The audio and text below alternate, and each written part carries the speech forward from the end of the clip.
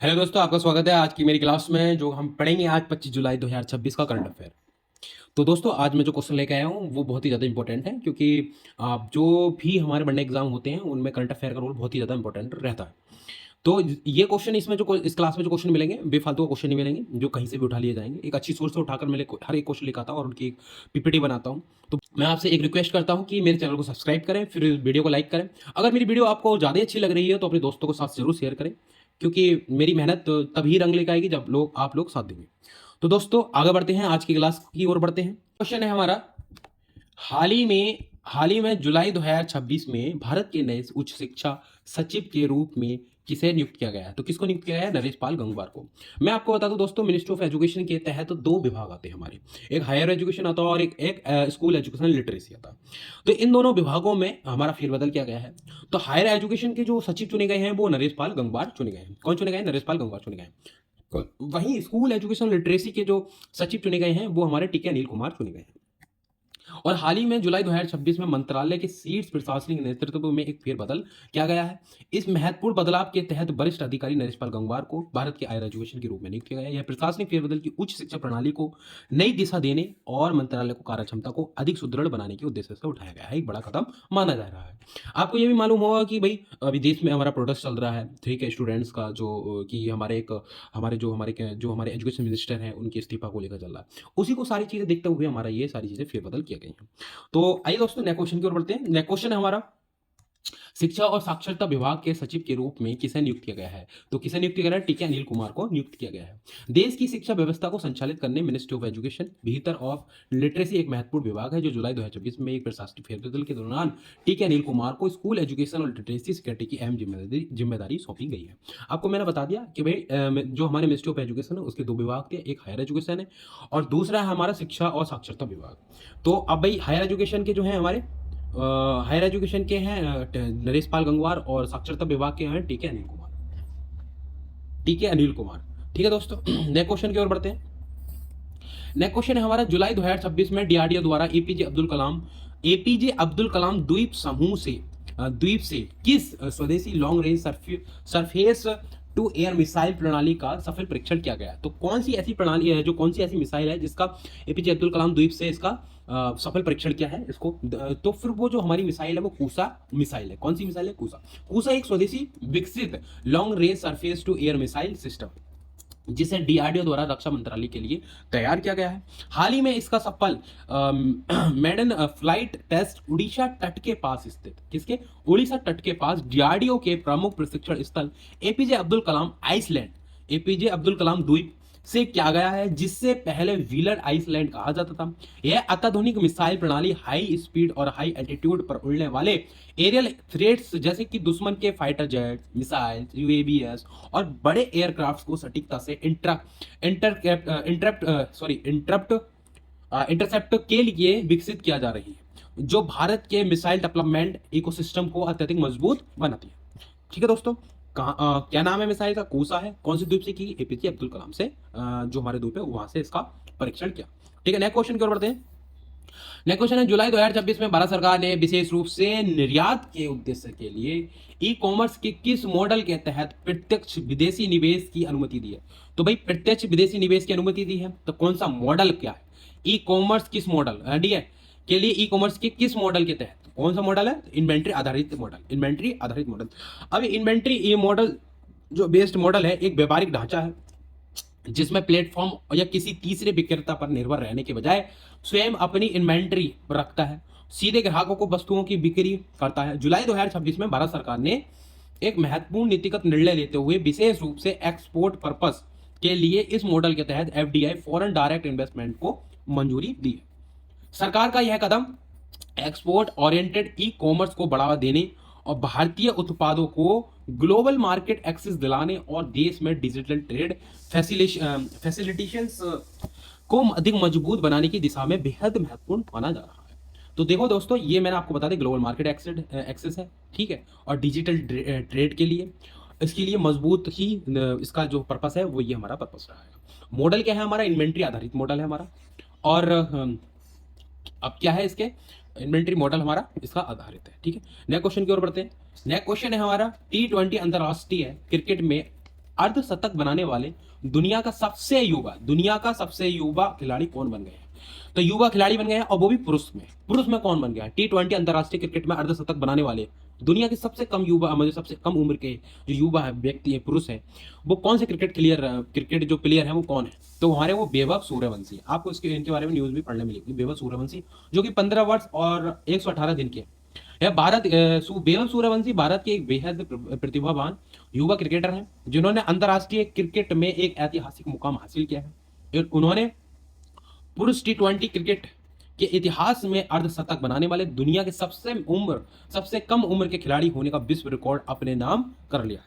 वैभव ने यह अद्भुत उपलब्धि मात्र 15 वर्ष और 118 दिन की उम्र में हासिल की। उनका यह शानदार रिकॉर्ड भारत के उभरते बैटिंग टैलेंट और भविष्य के यूथ क्रिकेट पोटेंशियल्स के लिहाज से विश्व स्तर पर बेहद खास और प्रेरक माना जा रहा है। तो कौन है? वैभव सूर्यवंशी है। उनकी उम्र क्या है? 15 साल 118 दिन के हैं ये। और किस में T20 अंतरराष्ट्रीय क्रिकेट में अर्धशतक बनाने के लिए इनको रिकॉर्ड दर्ज किया गया है। नेक्स्ट क्वेश्चन की ओर बढ़ते हैं हमारे। जुलाई 2026 में संयुक्त राज्य अमेरिका ने किस मध्य पूर्वी देश के साथ शांतिपूर्ण नागरिक परमाणु सहयोग के लिए एक ऐतिहासिक 123 समझौते पर हस्ताक्षर किए हैं? सऊदी अरब।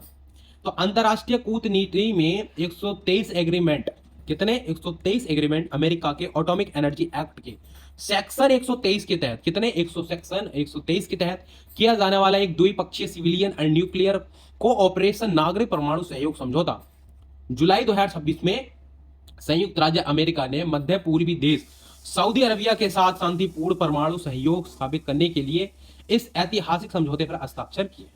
यह महत्वपूर्ण समझौता दोनों देश के बीच, ठीक है, किसके बीच? कौन सा देश किया? मध्य पूर्वी सऊदी अरेबिया। कौन सा? सऊदी अरेबिया, मैंने आपको बता दिया। दोनों के बीच सिविल न्यूक्लियर एनर्जी और कड़े अंतरराष्ट्रीय सेफ गार्ड और भविष्य की लॉन्ग टर्म स्ट्रेटेजिक पार्टनरशिप, ठीक है, के लिए मजबूत कानूनी आधार के लिए करता है। जो इन्होंने ये कदम उठाया है, तो ये चीजों के लिए है, सिविल न्यूक्लियर एनर्जी और safe guard long term strategic partnership के लिए एक मजबूत कदम उठाया गया है। तो दोस्तों नेक्स्ट क्वेश्चन की ओर बढ़ते हैं। नेक्स्ट क्वेश्चन है, भारत सरकार ने रणनीतिक पेट्रोलियम रिजर्व कार्यक्रम के दूसरे चरण को किन 2 स्थानों पर स्थापित करने की मंजूरी दी है? किन 2 स्थानों पर मंजूरी दी है? तो चांदी खोल और पादुर। तो चांदी खोल जो है हमारा उड़ीसा और पादुर कहां? कर्नाटक में। स्ट्रेटेजिक पेट्रोलियम रिजर्व भारत सरकार द्वारा तैयार की गई एक महत्वपूर्ण आपातकालीन तेल भंडारण व्यवस्था है। इसका मुख्य उद्देश्य किसी भी वैश्विक संकट या सप्लाई डिस्ट्रप्शन, आपूर्ति बाधा के समय देश की ऊर्जा सुरक्षा को निरंतर बनाए रखना। किसको? देश की ऊर्जा सुरक्षा को निरंतर बनाए रखना। देश की ऊर्जा सुरक्षा को, ये बहुत महत्वपूर्ण टॉपिक है। और इसको हाल ही में भारत सरकार ने इस SPR कार्यक्रम के दूसरे चरण, सेकंड फेज को मंजूरी दे दी है, जिसके तहत चांदीखोल उड़ीसा और पादुर कर्नाटक में नए रिजर्व स्थापित किए जाएंगे। सरकार का यह रणनीतिक कदम देश की स्ट्रेटेजिक एनर्जीज और रिसाइलेंस को अत्यधिक मजबूत करने और ऊर्जा संकट से निपटने के लिए उठाया गया। ठीक है दोस्तों, नेक्स्ट क्वेश्चन की ओर बढ़ते हैं। हमारा नेक्स्ट क्वेश्चन है, संसद में पेश किए गए आंकड़ों के अनुसार कैलेंडर वर्ष 2025 के दौरान भारत में सड़क दुर्घटनाओं में मरने वालों की कुल संख्या कितने दर्ज की गई है? तो कितने दर्ज की गई? 1.83 लाख। कितनी? 1.83 लाख। ठीक है दोस्तों, संसद में हाल ही में पेश किए गए आधिकारिक आंकड़ों के अनुसार कैलेंडर वर्ष 2025 के दौरान भारत भर में सड़क दुर्घटनाओं के कारण कुल 1,83,382 लोगों की दुखद मृत्यु दर्ज की गई है। ठीक है दोस्तों, मौतों का यह विशाल आंकड़ा देश में रोड सेफ्टी, सड़क सुरक्षा की स्थिति और मौजूदा ट्रैफिक एनफोर्समेंट प्रणालियों की गंभीर खामियों को स्पष्ट रूप से दर्शाता है। किसकी गंभीर खामियों की? यह चिंताजनक रिपोर्ट एक महत्वपूर्ण संकेतक है जो यह साबित करती है कि भारत में तत्काल और सख्त एक्सीडेंट प्रिवेंशन पॉलिसी, दुर्घटना रोकथाम नीति लागू करने की सख्त आवश्यकता है। ठीक है दोस्तों, नेक्स्ट क्वेश्चन की ओर बढ़ते हैं। सर्बिया ओपन मास्टर शतरंज टूर्नामेंट 2026 किसने जीता है? तो किसने जीता है? एस आश्वत ने यह जीता है। अब सर्बिया ओपन मास्टर्स दुनिया भर के बेहतरीन खिलाड़ियों के लिए शतरंज का एक अत्यंत प्रमुख और प्रतिष्ठित अंतरराष्ट्रीय प्रतियोगी मंच है। 2026 संस्करण के इस कड़े मुकाबले में उत्कृष्ट प्रदर्शन करते हुए किसके मुकाबले में उत्कृष्ट प्रदर्शन करते हुए एस अश्वथ ने विजेता का खिताब अपने नाम किया है। इस तरह के उच्च स्तरीय शतरंज टूर्नामेंट केवल खेल नहीं है, बल्कि यह खिलाड़ियों की गहरी क्लासिकल चेस स्किल्स, बोर्ड पर उनकी सदी हुई ओपनिंग ऑपरेशन और लंबी अवधि तक सोचने की मानसिक क्षमता यानी कॉम्पिटिटिव एंडोरेंस को दर्शाता है। एस अश्वथ की यह जीत उनकी इसी शानदार कौशल का परिचायक है।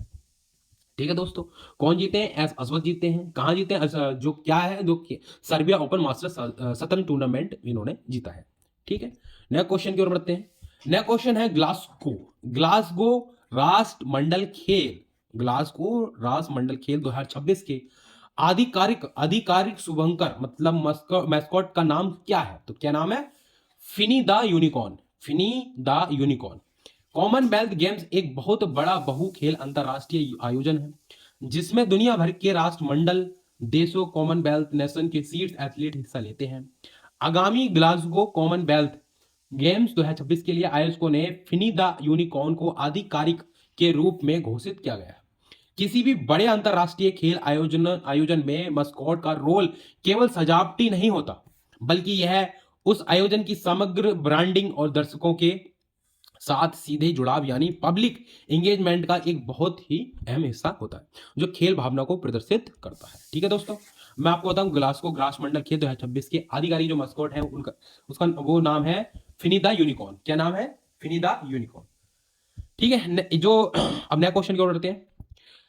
पूर्वी एशिया शिखर समुद्री विरासत महोत्सव भारत के किस प्राचीन बंदरगाह शहर में आयोजित किया जाएगा? तो लोथल गुजरात में।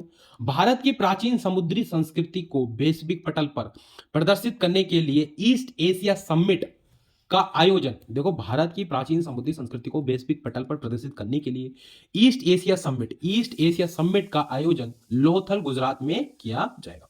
लोथल कोई साधारण स्थान नहीं है, बल्कि यह महान इंडस वैली सिविलाइजेशन सिंधु घाटी सभ्यता का एक अत्यधिक प्राचीन प्रसिद्ध और प्राचीन मैरीटाइम साइट समुद्री स्थल है। यह ऐतिहासिक बंदरगाह शहर भारत की समृद्ध और प्राचीन समुद्री विरासत का जीवन प्रतीक है।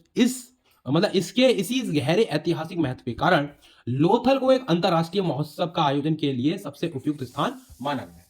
ठीक है दोस्तों, मतलब कि जो लोथल है हमारा एक इंडस वैली सिविलाइजेशन के सिंधु घाटी का एक अत्यधिक प्राचीन स्थान है। ठीक है, और इसी चीज को देखते हुए अंतरराष्ट्रीय महोत्सव आयोजन के लिए इसको उपयुक्त स्थान माना गया है। ठीक है दोस्तों, नेक्स्ट क्वेश्चन की ओर बढ़ते हैं।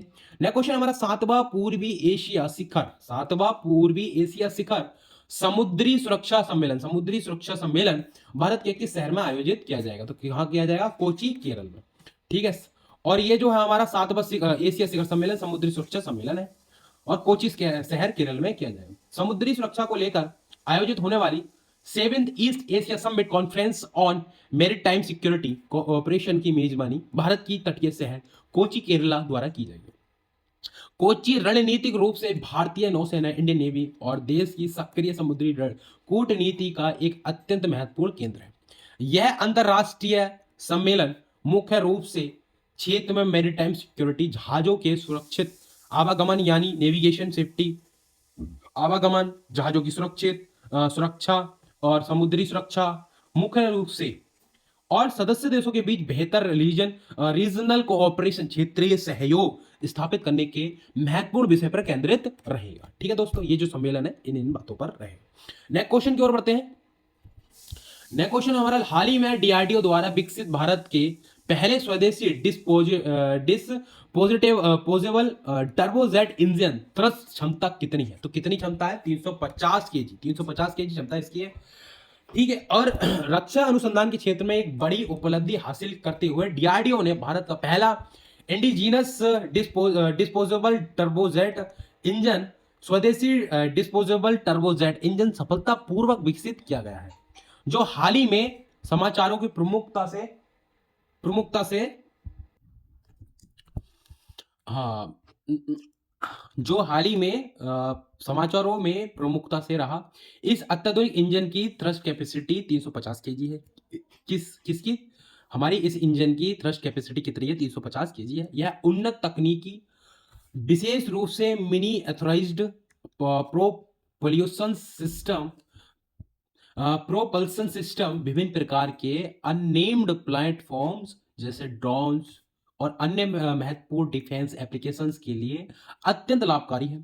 पूर्ण रूप से यह स्वदेशी तकनीक पर आधारित यह इंजन डेवलपमेंट भारत की रक्षा आत्मनिर्भरता को मजबूत करने की दिशा में एक ऐतिहासिक कदम है। ठीक है दोस्तों, नेक्स्ट क्वेश्चन की ओर बढ़ते हैं। नेक्स्ट क्वेश्चन है हमारा अंतरराष्ट्रीय टाइप 1 मधुमेह अंतरराष्ट्रीय टाइप 1 मधुमेह शिखर सम्मेलन 2026 की मेजबानी भारत के किस शहर में की जाएगी? तो भारत का कौन सा शहर है जिसमें अंतरराष्ट्रीय टाइप 1 मधुमेह शिखर सम्मेलन का मेजबानी की जाएगी? तो वो राजस्थान है हमारा, पिंक सिटी जयपुर राजस्थान। स्वास्थ्य क्षेत्र के एक महत्वपूर्ण वैश्विक आयोजन इंटरनेशनल टाइप 1 डायबिटीज समिट 2026 की मेजबानी भारत के गुलाबी शहर पिंक सिटी जयपुर राजस्थान में द्वारा की जाएगी। दुनिया भर के विशेषज्ञ इस सम्मेलन में हिस्सा लेंगे, जो पूरी तरह से देखो इस सम्मेलन में विशेषज्ञ सम्मेलन में क्या लेंगे, हिस्सा लेंगे पूरी तरह से डायबिटीज रिसर्च, मधुमेह अनुसंधान, बेहतर केयर, जन जागरूकता, अवेयरनेस और इसके ट्रीटमेंट, इनोवेशंस, उपचार, नवाचार जैसे गंभीर विषयों पर केंद्रित होगा। ये जो जो सम्मेलन हो रहा है वो इन चीजों पर आधारित रहेगा। भारत में जयपुर जैसे ऐतिहासिक और सुसज्जित शहर का चयन इस तरह के बड़े स्वास्थ्य और संबंधित अंतरराष्ट्रीय आयोजन के लिए रणनीतिक और लॉजिस्टिक दृष्टिकोण से बेहद महत्वपूर्ण माना जा रहा है। ठीक है दोस्तों, नेक्स्ट क्वेश्चन की ओर बढ़ते हैं। नेक्स्ट क्वेश्चन हमारा गर्भवती महिलाओं को मुफ्त और कैशलेस मातृत्व देखभाल प्रदान करने के लिए किस राज्य सरकार द्वारा थाई भाग्य योजना लागू की गई है? तो थाई भाग्य योजना कौन से राज्य ने? कर्नाटक राज्य ने लागू की है। ठीक है दोस्तों, कर्नाटक राज्य सरकार द्वारा यह शुरू की गई थाई भाग्य योजना एक बेहद महत्वपूर्ण मैटरनिटी केयर इनिशिएटिव मातृ देखभाल पहल है। इस योजना का मुख्य उद्देश्य राज्य की गर्भवती महिलाओं की पूरी तरह से free and cashless maternity service, मुफ्त और कैशलेस मातृत्व सेवाएं उपलब्ध कराना है। इस प्रकार की सरकारी योजनाएं समाज में मैटरनल हेल्थ, मातृत्व स्वास्थ्य और स्तर को ऊंचा उठाने और महिलाओं को बेहतर हॉस्पिटल एक्सेस सुनिश्चित करने और सुरक्षित प्रसव यानी सेफ डिलीवरी आउटकम्स को सुधारने में बेहद सहायक होती है। यह पहल महिलाओं के स्वास्थ्य संरक्षण की दिशा में एक बड़ा कदम है।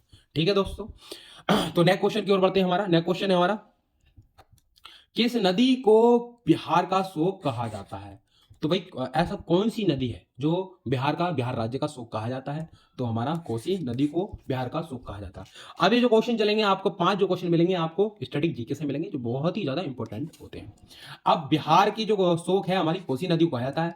भौगोलिक दृष्टि से कोसी रिवर को सैरो ऑफ बिहार का शोक के नाम से जाना जाता है। इसका मुख्य कारण यह है कि यह नदी राज्य में बार बार आने वाली भयानक बाढ़ और बड़े पैमाने पर होने वाले भू कटाव पर का सबसे बड़ा कारण बनती है। कौन सी? कोसी नदी सबसे ये कारण बनती है। कोसी नदी मुख्य रूप से नेपाल के ऊंचे हिमालय अववा क्षेत्र से निकलकर भारत आती है और बिहार के मैदानी इलाकों में व्यापक फ्लड प्लेन इंपैक्ट डालती है। इसकी जलधारा की अनिश्चित प्रकृति और इसके द्वारा लाए जाने वाला भारी अपसादन, मतलब कि जो उसके बहुत ज्यादा भाप से जब आती है तो उसमें बहुत सारी चीजें आती हैं और इससे अत्यंत विनाशकारी और महत्वपूर्ण एक क्या होता है, भयंकर बाढ़ आ जाती है। ठीक है दोस्तों, नेक्स्ट क्वेश्चन की ओर बढ़ते हैं। नेक्स्ट क्वेश्चन है हमारा, भारतीय राष्ट्रीय कांग्रेस की पहली महिला अध्यक्ष कौन बनी थी? देखो भारतीय राष्ट्रीय कांग्रेस की पहली महिला कौन बनी? तो एनी बेसेंट बनी थी। अब देखो आपसे पूछ लिया जाए भारतीय राष्ट्रीय कांग्रेस की पहली भारतीय महिला कौन बनी थी, तो वो अलग क्वेश्चन बन जाता है। एनी बेसेंट भारत के स्वतंत्र संग्राम और राजनीतिक इतिहास की एक अत्यंत प्रमुख व्यक्तित्व थी। उन्हें इंडियन नेशनल कांग्रेस भारतीय राष्ट्रीय कांग्रेस की पहली महिला अध्यक्ष बनने का ऐतिहासिक गौरव प्राप्त है। वे न केवल भारतीय राजनीति में सक्रिय थीं बल्कि शिक्षा, थियोसॉफी और फिर से स्वराज आंदोलन से भी गहराई से जुड़ी हुई थी। भारतीय राष्ट्रीय कांग्रेस में उनका यह शीर्ष नेतृत्व भारत में महिलाओं को बढ़ती सार्वजनिक भूमिका और राजनीतिक सशक्तिकरण के इतिहास में एक अत्यंत महत्वपूर्ण और मील का पत्थर मानी जाने वाली उपलब्धि थी, क्योंकि उस टाइम ये सारी चीजें थी कि उस टाइम कोई भी महिला किसी न किसी बड़े पद पर नहीं थी। तो ये इस प्रकार का क्या था, एक रणनीतिक सशक्तिकरण और महिला सशक्तिकरण के एक क्षेत्र में एक बहुत बड़ा पत्थर जो था, हमारा मील का पत्थर था, वो उस चीज के लिए एक आगे बढ़ी। ठीक है, नेक्स्ट क्वेश्चन की ओर बढ़ते हैं। सत्रिया किस भारतीय राज्य का शास्त्रीय नृत्य है? तो भाई सत्रिया किस भारतीय राज्य का शास्त्रीय नृत्य है? तो वह है असम। कौन सा नृत्य है? सत्रिया। कौन सा? सत्रिया असम राज्य का एक शास्त्रीय नृत्य है। ठीक है दोस्तों, सत्रिया भारत के उत्तर पूर्वी राज्य असम का एक अत्यंत प्रसिद्ध और पारंपरिक शास्त्रीय नृत्य है। इस प्राचीन नृत्य शैली की उत्पत्ति मुख्य रूप से असम की वैष्णव मठीय परंपरा से गहराई से जुड़ी हुई है। सत्रिय नृत्य को 15वीं शताब्दी के महान संत और समाज सुधारक श्रीमंत शंकर देव द्वारा स्थापित समृद्ध सांस्कृतिक विरासत का एक अभिन्न हिस्सा माना जाता है। अपनी विशिष्ट शैली और ऐतिहासिक महत्व के कारण सत्रियम भारत के 8 मान्यता प्राप्त शास्त्रीय नृत्य के रूपों में गर्व से शामिल है। ठीक है दोस्तों, नेक्स्ट क्वेश्चन की ओर बढ़ते हैं। वायुमंडलीय दबाव को मापने के लिए किस उपकरण का उपयोग किया जाता है? तो जो हमारा उपकरण है बैरोमीटर है। बैरोमीटर विज्ञान और मौसम विज्ञान में इस्तेमाल होने वाला एक प्रमुख वैज्ञानिक उपकरण है, जिसका उपयोग एटमॉस्फेयर प्रेशर वायुमंडलीय दबाव को सटीक रूप से मापने के लिए किया जाता है। इस उपकरण की मदद से न केवल मौसम में होने वाले बदलावों मौसम विज्ञान का पूर्वानुमान लगाया जाता है, बल्कि यह ऊंचाई मापने और विभिन्न एटमॉस्फेयर स्टडीज वायुमंडलीय अध्ययन भी अत्यंत उपयोगी साबित होता है। विज्ञान जगत में इसके सबसे सामान्य और प्रचलित प्रकारों में विशेष रूप से इसको शामिल किया गया है। ठीक है, मरकरी बैरोमीटर और एनरॉइड बैरोमीटर के विशेष रूप में इसको शामिल किया गया है। किसको? इसको बैरोमीटर। ठीक है, नेक्स्ट क्वेश्चन की ओर बढ़ते हैं। नेक्स्ट क्वेश्चन है हमारा, सोडियम बाइकार्बोनेट का सामान्य नाम क्या है? तो सामान्य नाम है हमारा बेकिंग सोडा, जो कि हम आमतौर पर घरों में जो बोलते भी हैं, बेकिंग सोडा। अब इसका जो रासायनिक नाम है, इसका रासायनिक नाम है सोडियम बाइकार्बोनेट, और आम नाम जो है इसका जो सामान्य नाम है वो बेकिंग सोडा है। रसायन विज्ञान में सोडियम बाइकार्बोनेट एक बहुत ही उपयोगी और प्रसिद्ध यौगिक है, जिसका आम घरेलू और सामान्य नाम बेकिंग सोडा है। यह एक ऐसा सफेद चूर्ण है जिसका उपयोग मुख्य रूप से हमारी रसोई, साफ सफाई और कुछ विशिष्ट रासायनिक प्रक्रियाओं में व्यापक रूप से किया जाता है। इसकी सबसे बड़ी विशेषता इसका एल्काइन नेचर, क्षारीय प्रकृति, जो इसे बेकिंग के दौरान चीजों को फुलाने और दुर्गंध को दूर करने वाले आउटडोर नेचुरलाइजेशन और एप्लीकेशंस के लिए घरों और उद्योगों में बेहद उपयोगी बनाता है। तो दोस्तों आज की क्लास यहीं पर खत्म होती है।